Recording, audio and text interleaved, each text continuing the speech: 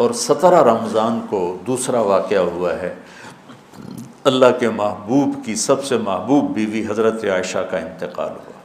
حضرت معاویہ رضی اللہ تعالیٰ عنہ کے دور میں حضرت عائشہ رضی اللہ تعالیٰ عنہ کا انتقال ہوا، جو آپ کی سب سے محبوب بیوی تھی، اور اس حد تک کہ کہا یا اللہ ھذا قسمی فیما املک فلا تؤاخذنی فیما تملک ولا املک۔ اللہ اکبر۔ یا اللہ میں نے بیویوں میں برابری کی ہے، پر میرا عائشہ سے پیار زیادہ ہے، اس پر میری پکڑ نہ فرمانا۔ سبحان اللہ۔ ہمیں زندگی گزارنے کا طریقہ سمجھایا۔ چونکہ حضرت عائشہ چھوٹی تھیں تو ان سے دوڑ لگا رہے ہیں۔ حضرت ام سلمہ کے ساتھ دوڑ نہیں لگائی، حضرت سودا کے ساتھ دوڑ نہیں لگائی، جویریہ کے ساتھ، صفیہ کے ساتھ، ام حبیبہ کے ساتھ، زینب کے ساتھ دوڑ نہیں چکی۔ ان کو لاڈ کروائے، لاڈ، چھوٹی عمر کی رعایت کی، لاڈ کروائے۔ او عائشہ دوڑ لگائیں۔ یہ حضرت عائشہ نے نہیں کہا دوڑ لگائیں، اللہ کے نبی نے کہا عائشہ او دوڑ لگائیں۔ اور ایک دفعہ نہیں، 2 دفعہ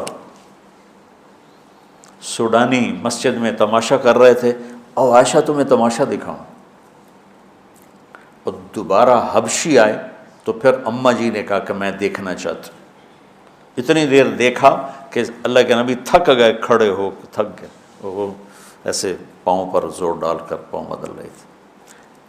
آٹا گوندھ کے دیتے تھے شروع میں، جو کہ حضرت عائشہ کو آٹا گوندنا نہیں آتا تھا، پھر پاس بیٹھ کر 1-2 نوالے منہ میں ڈال دیتے تھے۔ اب آپ جو فارغ ہو کے جا رہے ہو، کوئی سال لگاؤ گے، کوئی کسی کی شادی ہوگی، تو یہ میری ایک نصیحت ہے کہ اچھے خامند بن کے دکھاؤ۔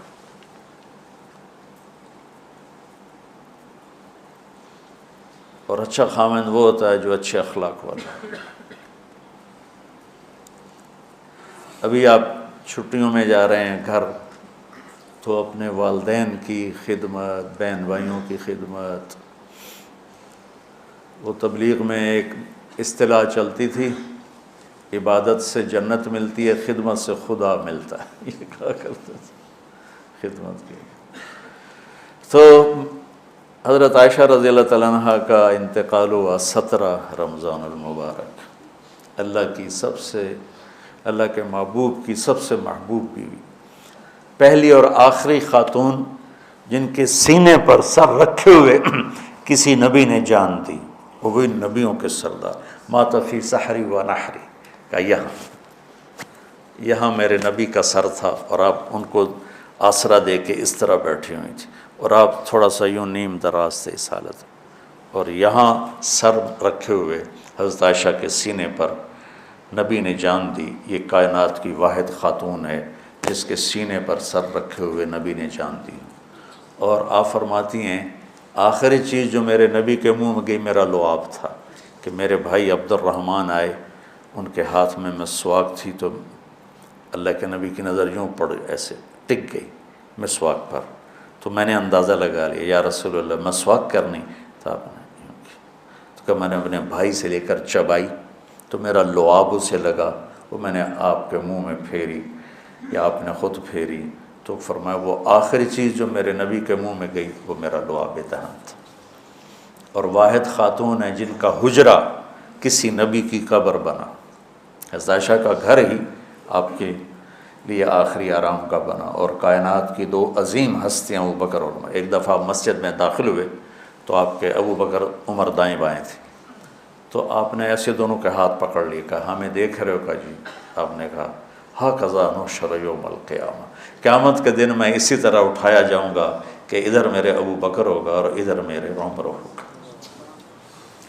تو ام عائشہ وہ واحد خاتون ہیں جن کا گھر میرے نبی کی آخری آرام گاہ بنا، جہاں 70,000 فرشتے صبح آتے ہیں، شام تک درود پڑھتے ہیں، وہ چلے جاتے ہیں، شام کو 70,000 آتے ہیں، صبح تک درود پڑھتے ہیں۔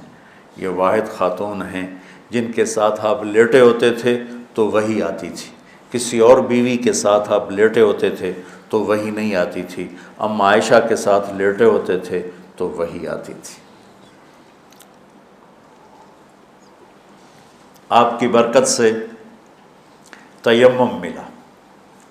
حضرت یوسف علیہ السلام پر تہمت لگی، گناہ کی، زلیخا نے لگائی تو ایک بچے نے گواہی دی۔ حضرت مریم پر قوم نے تہمت لگائی تو بیٹے نے گواہی دی، اور حضرت عائشہ پہ تہمت لگی تو میرے اللہ نے خود گواہی دی۔ کتنا بڑا فرق ہے۔ شہد شاہد من اہلہا ان کان قمیصہ قد من قبل فصدقت وہو من الکاذبین وان کان قمیصہ قد من دبر فکذبت وہو من الصادقین۔ یہ تو آ گئی گواہی بچے کی، شہد شاہد من اہلہا۔ اور قال انی عبد اللہ آتانی الکتاب وجعلنی نبیا وجعلنی مبارکا، یہ حضرت مریم کی گواہی۔ اور حضرت عائشہ کی ان الذین جاءوا بالعفک عصبۃ منکم لا تحسبوا شر لکم بل هو خیر لکم لکل امرئ منہم ما اکتسب من الاثم والذی تولى کبرہ فلہ عذاب عظیم۔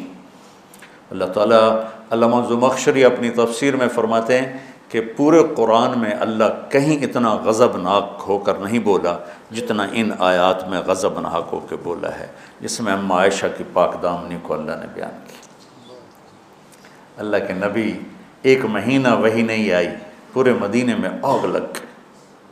وحی کیوں نہیں آئی تو اللہ ہی جانتا ہے کیوں نہیں آئی۔ ایک بات سمجھ میں آتی ہے، زبان کے زہر کو سمجھانے کے لیے کہ زبان کا غلط استعمال کس طرح گھروں کو آگ لگا دیتا ہے، ہمیں سبق دینے کے لیے کہ زبان پہ قابو رکھنا۔ اس حد تک حالات پہنچ گئے کہ میرے نبی گئے حضرت عائشہ کے پاس، عائشہ اگر تجھ سے گناہ ہو گیا ہے تو معافی مانگ لے، اللہ معاف کر دے گا۔ اس حد تک ذہن پر اثر ہوا باتوں کا کہ عائشہ اگر تجھ سے کوئی گناہ ہوا ہے تو توبہ کر لے، اللہ معاف کر دے گا، اور اگر نہیں کیا ہے تو اللہ تیری پاک دامنی بیان کرے گا۔ تو عائشہ فرماتی ہیں 24 گھنٹے ہو گئے تھے، نہ کھایا تھا، نہ پیا تھا، نہ سوئی تھی، صرف رو رہی تھی۔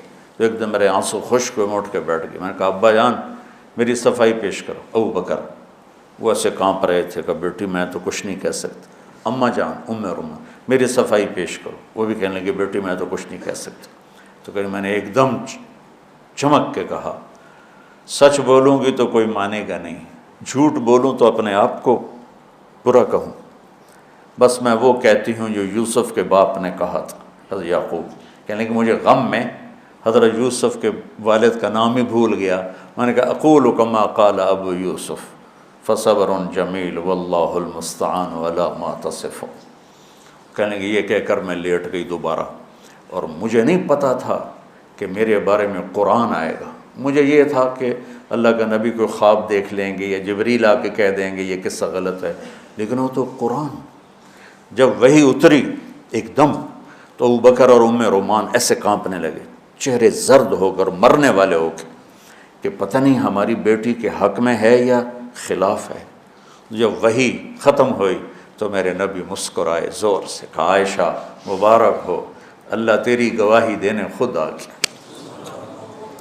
تو ام رومان کہنے لگی عائشہ اٹھو، اللہ کے نبی کا شکر ادا کرو۔ کہ نہیں، میں اس کا شکر ادا کروں گی جس نے میری گواہی دی۔ تو 17 رمضان حضرت عائشہ کی کا انتقال کا دن ہے۔